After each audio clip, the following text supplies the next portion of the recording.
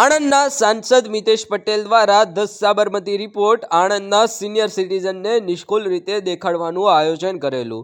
આણંદમાં આવેલી રાજ શિવાલય ટોકીઝ ખાતે આણંદના સિનિયર સિટીઝનોને 10 સાબરમતી રિપોર્ટ ફિલ્મને નિહાળી હતી। આણંદના સાંસદ સહિત ધારાસભ્ય યોગેશ પટેલ અને બીજા કાર્યકર્તાઓ પણ હાજર રહ્યા હતા અને સિનિયર સિટીઝનો દ્વારા આ ફિલ્મ ઉત્સાહભેર નિહાળવામાં આવી હતી અને મોટી માત્રામાં સિનિયર સિટીઝનો જોડાયા હતા અને લોકો સુધી સંદેશો પણ પહોંચાડ્યો હતો।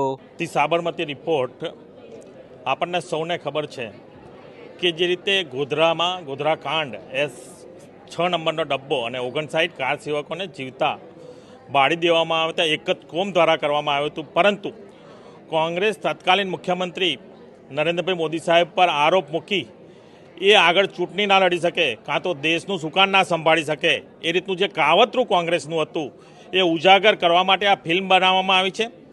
સિનિયર સિટીઝન ફોર્મ આખા આણંદ જિલ્લાનું, આણંદ શહેર, વિદ્યાનગર, કરમસદના દરેક સિનિયર સિટીઝન્સને આ ફિલ્મ ભારતીય જનતા પાર્ટીને એક સાંસદ તરીકે મારી જવાબદારીમાં આવે છે। આ ફિલ્મ નિઃશુલ્ક એ લોકોને બતાવવામાં આવી રહ્યા છે। આનાથી જે કાવતરું રચ્યું હતું અને એક જ કોમે રચ્યું હતું, એ કાવતરાની શું રચના એમને હતી ને આદરણીય મુખ્યમંત્રી તત્કાલીન નરેન્દ્રભાઈ મોદી સાહેબ પર જે આરોપ લગાવવામાં આવ્યા હતા, એ આરોપ સુપ્રીમ કોર્ટે પણ નકારી કાઢ્યા છે, એમને નિર્દોષ છોડવામાં આવ્યા છે અને અત્યારે એ વડાપ્રધાન દેશના છે। આ મૂવીથી એક સંદેશો જાય, દરેક નાગરિક સુધી પહોંચે, 140 કરોડ જનતા સુધી આ સંદેશો પહોંચાડવા માટેની મૂવી બનાવવામાં આવી છે। આ મૂવીથી અત્યારે પણ ભારત દેશમાં જે ચાલી રહ્યું છે એ ઘણા બધા આ મૂવીમાં બતાવવામાં આવ્યું છે। આ મૂવીથી હું સિનિયર સિટીઝન્સના દરેક સભ્યોને પણ વિનંતી કરીશ કે આપ આ મૂવી જોઈ અને જે મૂવીમાં બતાવ્યું છે અને જે સાચી હકીકત છે એ સાચી હકીકત સંદેશો પૂરા આણંદ જિલ્લામાં આપ પ્રસરિત કરો એવી સૌને અભ્યર્થના, પ્રાર્થના। સિનિયર સિટીઝન્સને જ્યારે આદરણીય પ્રધાનમંત્રી નરેન્દ્રભાઈ મોદી સાહેબે 70 વર્ષ ઉપરના એમને આયુષ્યમાન કાર્ડનું જ્યારે મફત આયુષ્યમાન કાર્ડ મળે એની માટેની પણ વ્યવસ્થા એક સાંસદ તરીકે ભારતીય જનતા પાર્ટીના સૌ ધારાસભ્યોએ પણ આણંદ જિલ્લામાં કરી છે। સિનિયર સિટીઝન્સને ફરીથી કહીશ કે તમારે આયુષ્યમાન કાર્ડ તમારા ઘરે બેઠા પણ મળશે, ફક્ત એક ફોન કરજો, ત્યાં આવીને પણ ટીમ તમને આયુષ્યમાન કાર્ડ કાઢી આપવામાં આવશે। Bhupendra Rasiklal Shah, secretary senior citizen forum Anand.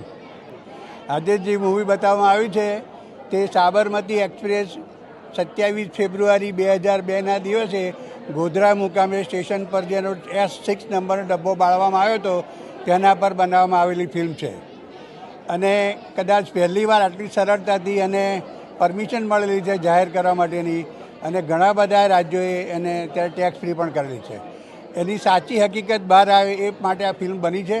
જેટલા લોકો જોશે એમને સાબરમતી એક્સપ્રેસની સાચી હકીકત ખબર પડશે અને લોકો જાણશે કે એ ચોક્કસ એક કોમ દ્વારા કરવામાં આવેલું કાવતરું હતું અને જેને કારણે 59 કાર સેવકો જીવતા ભૂંજાઈ ગયા હતા।